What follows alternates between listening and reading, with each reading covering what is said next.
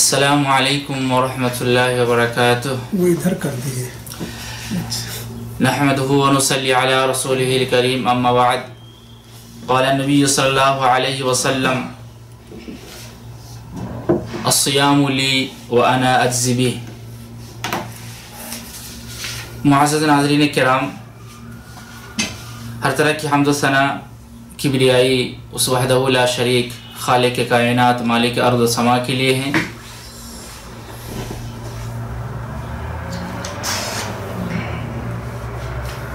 پھر اس کے بعد لاکھوں کروڑوں درود و سلام نازل ہو محمد رسول اللہ صلی اللہ علیہ وسلم پر۔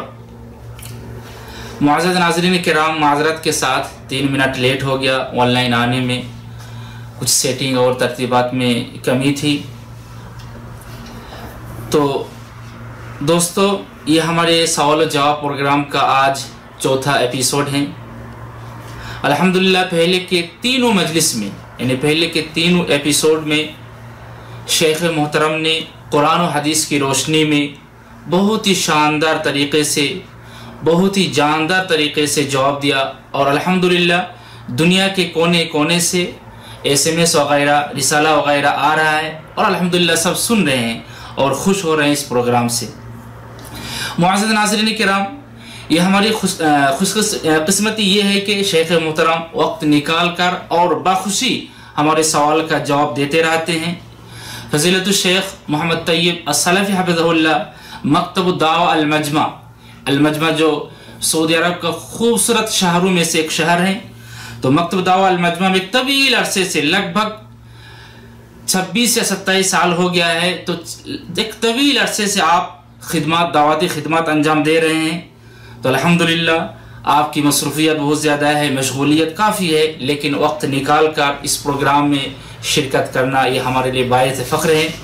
تو دوستو، وقت زیادہ نہ لیتے ہوئے ہمارا جو مین ہدف ہے سوال و جواب، اس طرف آ رہے ہیں۔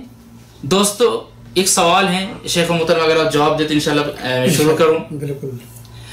ایک دینی بہن جو لندن میں رہتی ہے، تو ان کی طرف سے ایک سوال آیا ہے زکوٰۃ کے معاملے میں کہ زکوٰۃ کیسے ادا کریں گے، اگر سونا ہے تو اس کا نصاب کیا ہوگا، اور اگر پیسہ وغیرہ ہے یعنی روپیہ ہے تو اس کا نصاب کیا ہوگا، اور اگر کسی کو قرض دیا، یعنی 3 شق ہے، اور اگر کسی کو قرض دیا تو اس سے اس پیسہ کا، یعنی اس پیسے سے زکوٰۃ کس حساب سے نکالیں گے۔ 3 شق ہیں، زکوٰۃ کیسے ادا کریں گے، اگر سونا ہے تو کیا نصاب ہوگا، اور پیسہ ہے تو کیا نصاب ہوگا، اور اگر کسی کو قرض دیا ہے تو اس جو قرض ہمارے، یعنی وہ پیسہ میرا ہے لیکن ہم نے قرض دیا ہے، تو اس کا سسٹم کیا ہوگا۔ بسم اللہ والحمدللہ والصلاة والسلام علی رسول اللہ وبعد۔ معزز سامعین، آج کی اس مجلس کا جو پہلا سوال عزیز گرامی نے رکھا ہے وہ یہ ہے، اور یہ سوال جو ہے نا لندن یہ سوال کہاں سے وارد ہوا؟ لندن سے۔ یہ سوال لندن سے وارد ہوا ہے۔ سوال کرنے والی کوئی خاتون ہے، وہ سوال کرتی ہیں کہ زکوٰۃ کی ادائیگی کا طریقہ، اور زکوٰۃ کی ادائیگی سے متعلق اگر سونا ہے تو اس کا نصاب کیا ہے، اور چاندی ہے تو اس کا کیا نصاب ہے۔ چاندی کا معاملہ نہیں، بس ایک تو سونا اور ایک ہے پیسہ۔ سونے کا کیا نصاب ہے اور پیسے کا کیا نصاب ہے، یعنی کہ جو کرنسی ہے اس کا کیا نصاب ہے۔ پہلے ہم چاہتے ہیں کہ اس موضوع کو پہلے ختم کر لیں، پھر اس کے بعد جو اس سوال کی جو دوسری شقیں ہیں اس پر جو ہے نا روشنی ڈالی جائے گی۔ تو سب سے پہلے ساتھی ہم یہ جانتے ہیں کہ زکوٰۃ جو ہے نا، یہ اسلام کے بنیادی ارکان میں سے ایک زبردست رکن ہے، اور زکوٰۃ کے متعلق قرآن مجید میں اللہ تبارک و تعالیٰ نے جہاں اقامت صلاۃ کا حکم دیا ہے، وہیں اللہ تبارک و تعالیٰ نے ایتائے زکوٰۃ یعنی ادائیگی زکوٰۃ کا بھی اللہ تعالیٰ نے حکم دیا ہے۔ اسی طریقے سے قرآن مجید میں اللہ تبارک، اور اسی طرح سے حدیث رسول اللہ میں بھی زکوٰۃ نہ دینے والوں کو اللہ تعالیٰ نے بڑی زبردست وعید اور دھمکی سنائی ہے۔ علی کل حال میرے بھائیوں، زکوٰۃ یہ صاحب نصاب پر، مالک نصاب پر اللہ تبارک و تعالیٰ کا ایک حق ہے جو سال گزرنے کے بعد، سال گزرنے کے ساتھ ایک متعینہ مقدار میں فقراء اور مساکین جو اللہ نے زکوٰۃ کے مصارف بیان کیے ہیں اس کے لیے نکالا جاتا ہے۔ زکوٰۃ جو ہے نا 4 قسم کے اموال میں شریعت اسلامیہ نے زکوٰۃ 4 قسم کے اموال میں فرض قرار دی ہے، جس کا انسانی ضروریات سے، جو چیزیں انسانی ضروریات سے وابستہ ہیں اور زندگی میں ہر آدمی اس کا محتاج ہے۔ تو سب سے پہلے ہم بات کو طول نہ دیتے ہوئے ہم پہلا سوال کی جو پہلی شق ہے وہ یہ ہے کہ سونا ہے تو اس کا نصاب کیا ہے، یعنی زکوٰۃ الذہب جو ہے، سونے کا کیا نصاب ہے۔ سونے کا جو نصاب حدیث میں بیان کیا گیا ہے کہ وہ 20 دینار، لیکن اس کو موجودہ وزن کے اعتبار سے سمجھ لیں 7.5 تولہ جو ہے، 7.5 تولہ اس کا نصاب ہے، یعنی جس کا جو گرام میں یعنی 87 گرام، بعض علماء نے 85 گرام میں کہا، لیکن 87 گرام اس کا نصاب ہے سونے کا۔ اگر کسی کے پاس 87 گرام سونا ہے اور اس کی ضروریات زندگی سے فاضل، تو ایسی اور اس پر سال گزر گیا، حولان حول کو بھی کرتے ہیں، مدی الحول جو ہے حولان حول یعنی سال کا گزرنا، یہ بھی ضروری ہے، زکوٰۃ کی شرائط میں سے ایک بنیادی شرط ہے۔ تو سال گزر جائے تو ایسی صورت میں پھر اس کے اوپر زکوٰۃ واجب ہوگی اور زکوٰۃ اس کو نکالنی پڑے گی۔ تو زکوٰۃ یعنی 7.5 تولہ سونا یعنی 87 گرام اگر کسی کے پاس سونا ہے تو اس کو موجودہ جو بازاری ریٹ ہے اس کی قیمت 87 گرام کی قیمت کیا ہوگی، اس کا بھاؤ معلوم کر کے، اس کی قیمت معلوم کر کے، موجودہ بازار میں جو ریٹ چل رہا ہے، جو قیمت چل رہی ہے اس کا وہ بھاؤ معلوم کر کے 2.5% کے حساب سے 2.5% کے حساب سے زکوٰۃ نکالیں، سمجھ رہے ہیں۔ تو معلوم یہ ہوا کہ زکوٰۃ سونے کا جو نصاب ہے وہ 7.5 تولہ سونا ہے یعنی 87 گرام۔ تو 87 گرام اگر کسی کے پاس سونا ہے تو بازار میں اس کی قیمت معلوم کریں اور پھر اس پر 2.5% کے حساب سے زکوٰۃ نکالیں۔ اگر اس سے کم اگر کسی کے پاس ہے 85-87 گرام سے اگر کم ہے تو اس پر زکوٰۃ نہیں۔ یہاں ایک بات اور واضح کر دیں کہ سونا جو ہے، سونا ہو یا چاندی ہو، یہ چاہے وہ اصلی شکل میں یا زیورات کی شکل میں یا مستعملہ جو بعض یعنی یہ سوال اکثر و بیشتر میرے خیال میں آپ نے اس میں کیا لکھا ہوا کہ زیورات وغیرہ کے بارے میں نہیں لکھا ہوا ہے، اس میں سونے کا نصاب لکھا ہے، سونے کا نصاب ہے، ہاں سونے کا نصاب، لیکن اضافہ کر دیں اب اگر زیورات بھی ہے، جیسے کہ بعض لوگ سوچتے ہیں کہ سونے کے زیورات جو مستعمل ہے جو خواتین حضرات استعمال کرتی ہے یا ایسی، تو کیا اس میں مستعمل زیورات میں بھی زکوٰۃ ہے یا نہیں؟ تو اس میں اہل علم کا بڑا اختلاف ہے، لیکن جو راجح قول جو ہے اقرب الی السنہ یا اقرب الی الکتاب والسنہ ہے وہ یہ ہے کہ زیورات میں بھی زکوٰۃ ہے، مستعمل زیورات میں خواتین حضرات جو زیورات استعمال کر رہی ہیں اس میں بھی زکوٰۃ ہے، اس میں بھی زکوٰۃ فرض ہے۔ اور اور میں نے کہا کہ یہ جو قول ہے یہ اقرب الی الکتاب والسنہ ہے، اس لیے کہ قرآن مجید میں اور اسی طریقے سے احادیث رسول میں جہاں سونے یا چاندی کے زکوٰۃ کی بات آئی ہوئی ہے، سونے چاندی میں سے زکوٰۃ نکالنے کی، ان میں ان آیات یا احادیث کے عموم میں زیورات شامل ہیں، سمجھ رہے، تو زیورات میں بھی زکوٰۃ ہے، ٹھیک ہے۔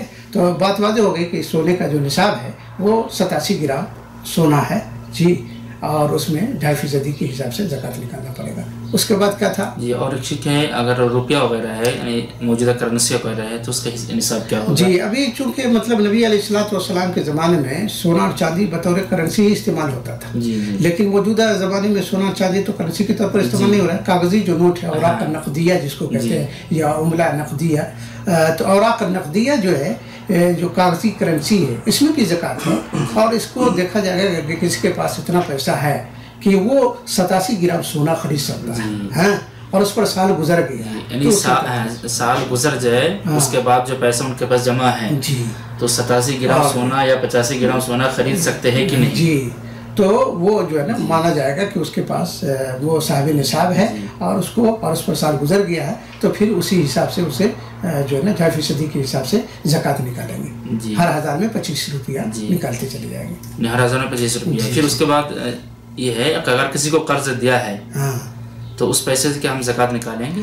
جی، اگر کسی کو قرض آپ نے دیا ہے اور وہ قرض جو ہے نا آپ کو یقین ہے کہ وہ شخص لوٹا دے گا، واپس کر دے گا، تو اس کو بھی شمار کر کے زکوٰۃ نکالنا چاہیے۔ جی، تو ناظرین کرام، آپ نے شیخ محترم سے سن لیا کہ زکوٰۃ زکوٰۃ کیسے نکالیں گے۔ یعنی اگر آپ کے پاس 85 گرام سے لے کر 87 گرام تک سونا ہے تو آپ اور مطلب سال گزر جائے تو اس میں آپ زکوٰۃ نکالیں، اور جو مستعمل سونا ہے ہماری بہنیں جو استعمال کرتی ہیں، مائیں جو استعمال کرتی ہیں، اس میں اقرب الی السنہ ہے کہ آپ اس میں کیا ہے زکوٰۃ نکالیں۔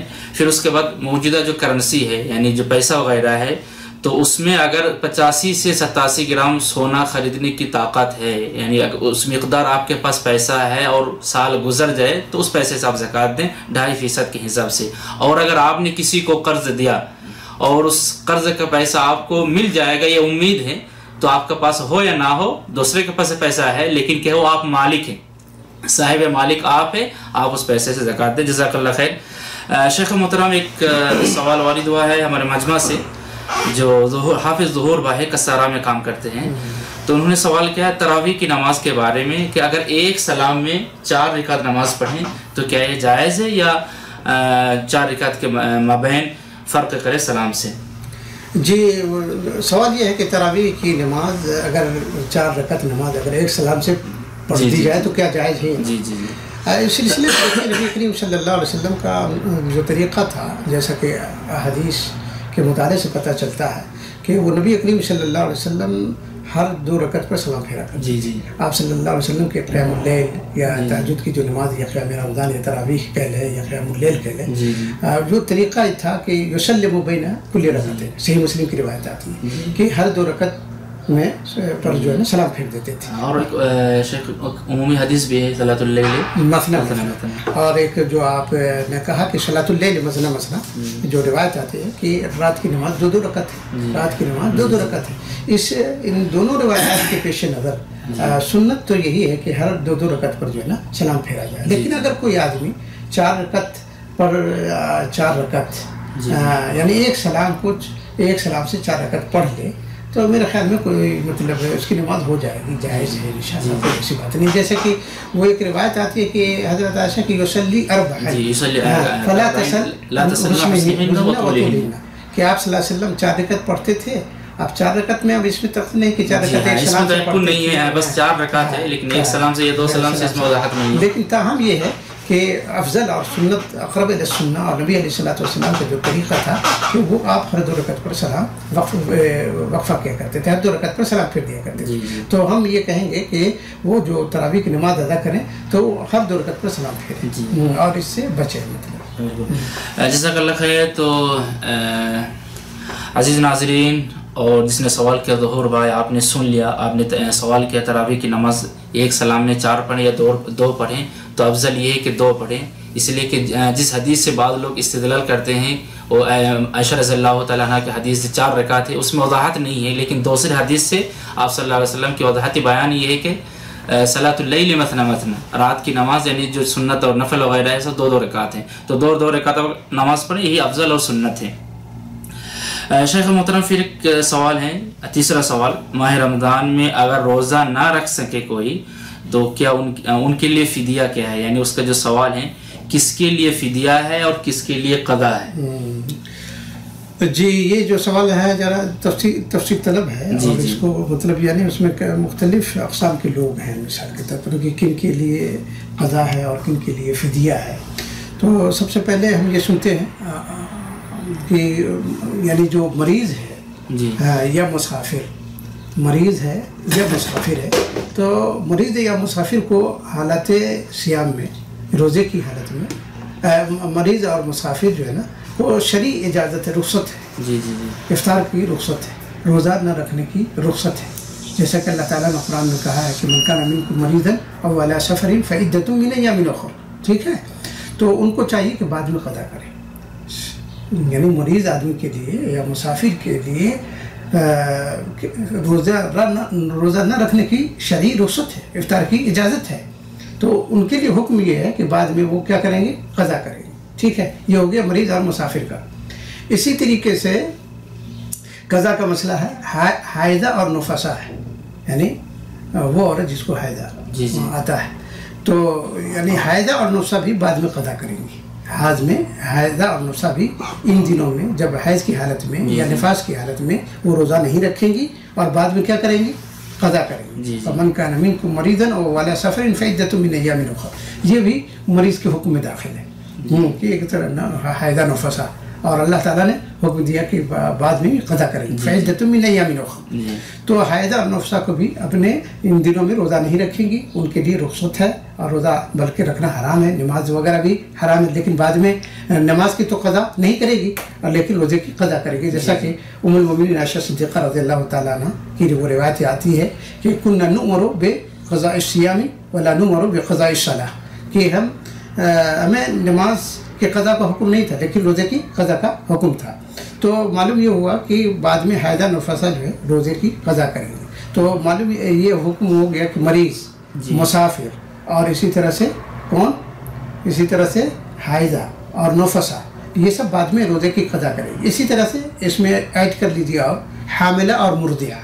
حاملہ حمل والی جو عورت ہے، یا مرضعہ جو دودھ پلانے والی عورت ہے، جو بچے کو دودھ پلا رہی ہے، اس کا بھی اگر ان کو مطلب مشقت ہے، یعنی حمل والی عورت ہے، اس کو اگر یہ خوف اندیشہ ہے کہ ہماری صحت متاثر ہوگی، جان کو خطرہ ہے، تو ایسی صورت میں وہ روزہ نہیں رکھے گی لیکن بعد میں قضا کرے گی، بعد میں وہ قضا کرے گی. اسی طرح سے مرضعہ دودھ پلانے والی عورت ہے، اگر اس کو خطرہ ہے کہ ہماری صحت متاثر ہوگی یا بچے کے لیے دودھ روزہ رکھنے کی شکل میں بچے کو دودھ پلانا مشکل ہو جائے گا، تو ایسی صورت میں اس کے لیے بھی روزہ نہ رکھنے کی اجازت ہے، اور بعد میں وہ روزوں کی کیا کرے گی؟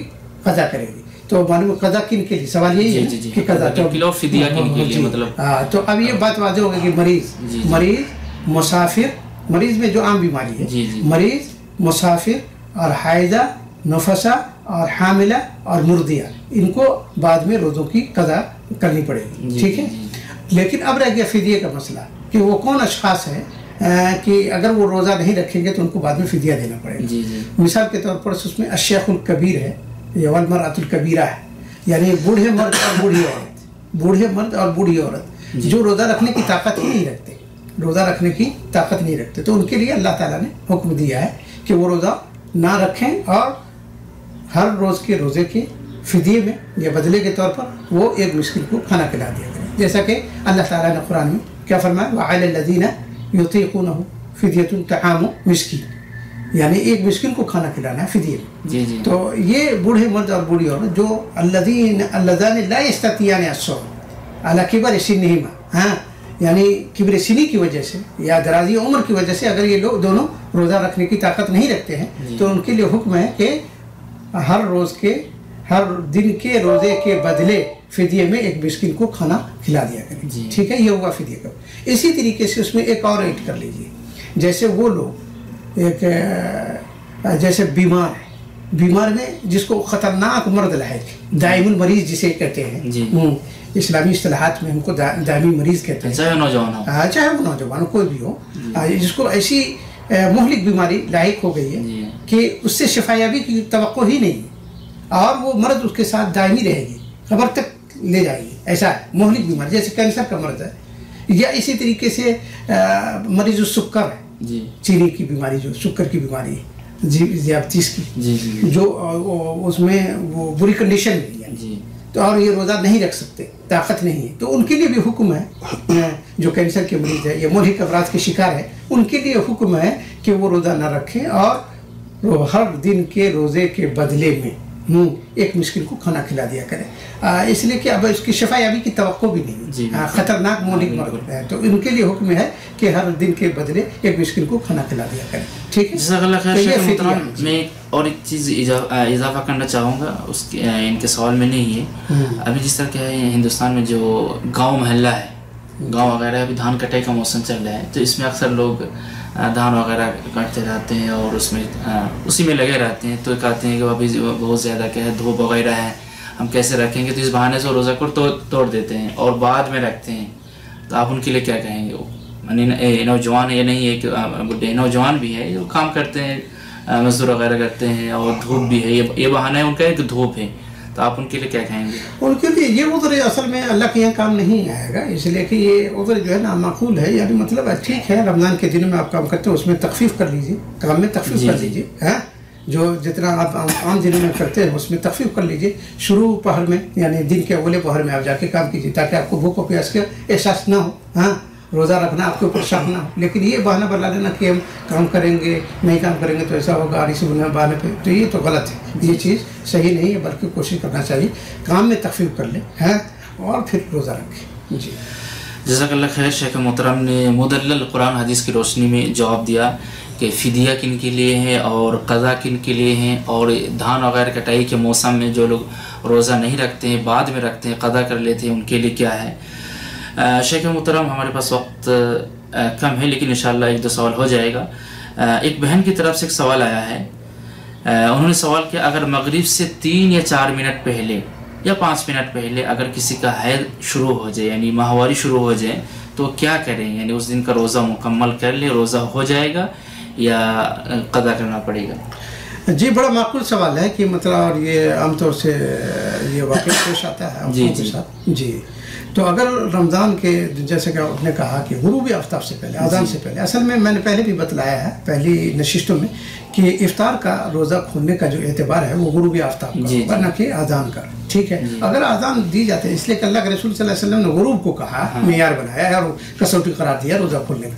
تو اگر غروب آفتاب میں کچھ وقت باقی ہے، 2-3 منٹ ہی باقی ہے، وقت نہیں ہوا، اس سے پہلے عورت کو ماہواری شروع ہو جاتی ہے، ٹھیک ہے، حیض میں مبتلا ہو جاتی ہے، حیض کا خون آ جاتا ہے، تو ایسی صورت میں اس کا روزہ باطل ہو جائے گا، روزہ اس کا فاسد ہو جائے گا.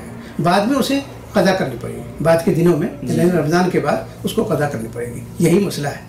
ٹھیک ہے، جزاک اللہ خیر. تو آپ نے سمجھ لیا، یعنی سورج ڈوبنے سے اگر 2-3 منٹ پہلے 5 منٹ پہلے اگر کسی بہن کا حیض وغیرہ آ جائے تو بالکل بعد میں قضا کر لیں. لیکن کہے اگر نشے کا محترم اگر وہ نہ کھائیں، بالکل کیا ہے افطار کا وقت کھا لیں، کم سے کم جو روزہ کی عزت ہے اس کو برقرار رکھنا پڑے گا، تو آپ اس کو نہ توڑیں لیکن کیا ہے قضا کر لیں بعد میں. جزاک اللہ خیر. شیخ محترم ایک آخری سوال ہے، وہ بھی ایک بہن کی طرف سے ہیں.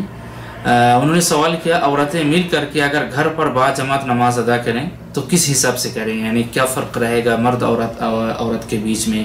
یعنی آواز کو اونچی کرے یا جو بھی مطلب فرق وغیرہ ہے، یا کیا اس میں ایک سوئی ہے آپ اس پر؟ دیکھیے عورتیں اگر جماعت کے ساتھ نماز پڑھنا چاہیں، چاہے فرض نماز ہو یا نفل نماز ہو. جی خاص کر کے اس وقت تراویح کی نماز کے بارے میں اکثر سوال کرتے ہیں. اگر عورتیں ابھی تو مثال کے طور عورتیں ایک جگہ جمع بھی نہیں ہو سکتی گھر کی عورتیں، لیکن اگر عورتیں جمع ہو کر کے نماز پڑھنا چاہیے، کام مسئلہ سمجھیے کہ اگر عورتیں اکٹھی ہو کر کے جماعت کے ساتھ نفل نماز ادیان تراویح کی نماز پڑھنا چاہے تو پڑھ سکتی، حتیٰ کہ فرض نماز بھی پڑھ سکتی. کوئی قباحت کی بات نہیں، شرعی طور پر کوئی مذاقہ نہیں، بلکہ حدیث سے ثابت ہے کہ عورتیں جو ہے عورتوں کا جماعت کے ساتھ نماز پڑھنا ثابت ہے. اور بس فرق یہ ہے کہ عورتوں کی امامت کرے گی، عورتوں کی امامت کرے گی، جماعت کروائے گی، تو ایسی صورت میں عورت کو چاہیے کہ جو عورت امام بنے گی اس کو مرد کی طرح سے آگے نہ بڑھے گی، آگے نہیں بڑھے گی، بلکہ وہ درمیانی صف کے درمیان میں کھڑی ہوگی. ٹھیک ہے، یہی ایک فرق ہے، باقی اور کچھ نہیں. رہی بات آواز اونچی کرنے، ظاہر سی بات ہے آواز اگر خواتین حضرات ہے آپس میں وہیں پہ ہے تو اتنی تیز آواز بلند کرے کہ وہ وہی خواتین حضرات سن سکے، باہر نہ جائے آواز، غیر محرم نہ سن. غیر محرم نہ سن. لیکن شیخ محترم آج کل دیکھیں گے اللہ تعالیٰ ان لوگوں کو ہدایت دیں، باقاعدہ ویڈیوز بناتے ہیں، باقاعدہ ویڈیوز بنا کے کیا ہے وہ فیس بک وغیرہ میں چھوڑتے ہیں، یوٹیوب میں چھوڑتے ہیں کہ عورتیں نماز پڑھا رہی ہیں، اور مطلب اکثر ان کا سب کچھ کھلا رہتا ہے عام طور پہ. تو ان کے لیے آپ کیا کہیں؟ جی غلط ہے یہ سب چیز، اس کی تشہیر نہیں ہونی چاہیے، بلکہ عورت مکمل آغا ہے. पर्दे की चीज़ है, उनकी आवाज़ और नमाज में तो और ज़्यादा पर्दा होना चाहिए, तो वो सब तो खुल करके नहीं आना चाहिए, खुल करके नहीं देखना चाहिए, तो इन चीज़ों से मतलब इज्तनाब करना चाहिए। जी जज़ाकल्लाह खैर।